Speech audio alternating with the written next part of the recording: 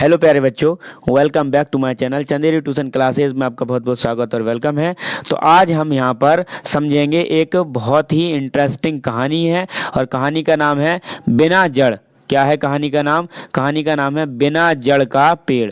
बिना जड़ का पेड़ होता है मतलब विदाउट रूट, है ना। बिना जड़ का पेड़ होता है क्या?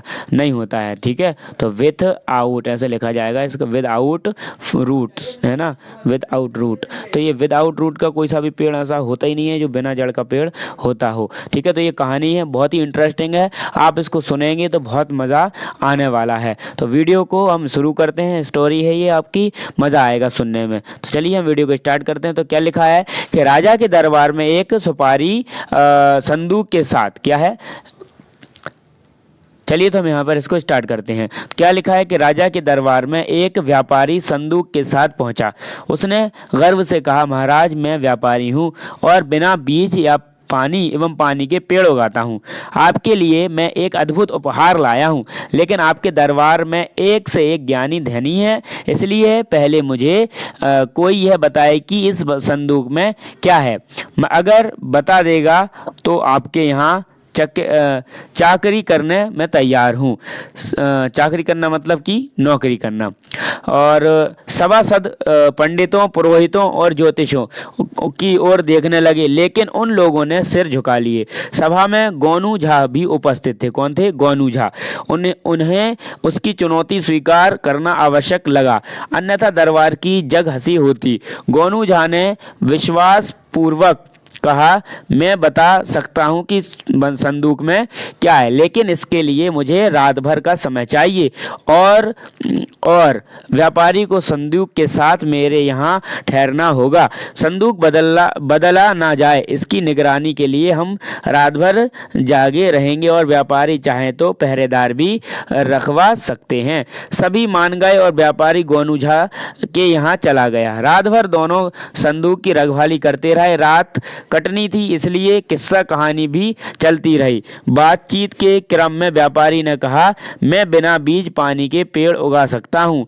गोनू झा ने कहा, भाई कुछ दिन पूर्व मुझे एक व्यापारी मिला था, उसने भी यही कहा था कि बिना बीज पानी के पेड़ उगाता हूँ। पेड़ों में भांति भांति के फूल खिलते हैं, वह भी रात में। क्या आप भी रात में पेड़ उगाकर भांति भांति के फूल खिला सकते हैं? उसने अहंकार से कहा, क्यों नहीं, पेड़ मेरे रात में भी अच्छे उग लगते हैं और उनके रंग बिरंगे फूल देखते ही बनते हैं। यह सुनते ही गोनू झा की आंखों में चमक आ गई और वे निश्चित हो गए। दूसरे दिन दोनों दरबार में उपस्थित हुए।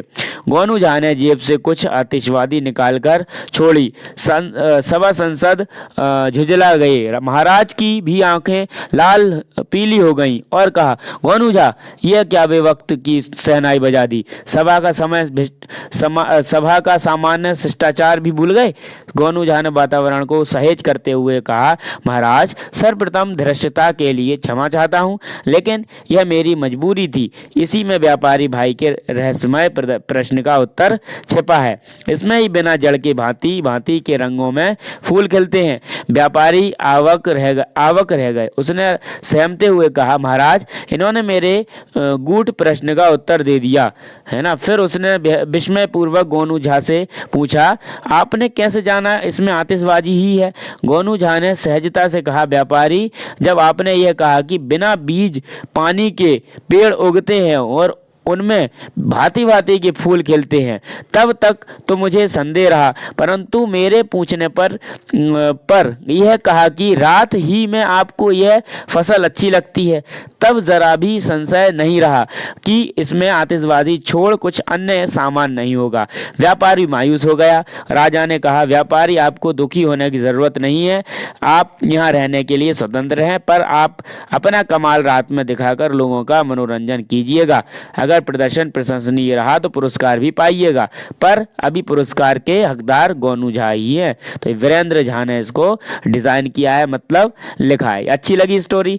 तो ये स्टोरी अकबर बीरबल के जैसी ही है, और ये स्टोरी बहुत अच्छी है। अगर आप ये स्टोरी को किताब में पढ़ना चाहते हैं तो आप क्लास 5 हिंदी रिमझिम में जाकर पढ़ सकते हैं। और अगर आप चैनल पर नए हैं तो चैनल को सब्सक्राइब करके बेल आइकन को प्रेस कर लें, जिससे आने वाली वीडियो की नोटिफिकेशन आपको मिल पाए और आप उसमें अच्छे से काम कर पाएँ और वीडियो को देख कर अपनी नॉलेज को इम्प्रूव कर पाएँ। थैंक्स फॉर वॉचिंग, मिलते हैं नेक्स्ट वीडियो में।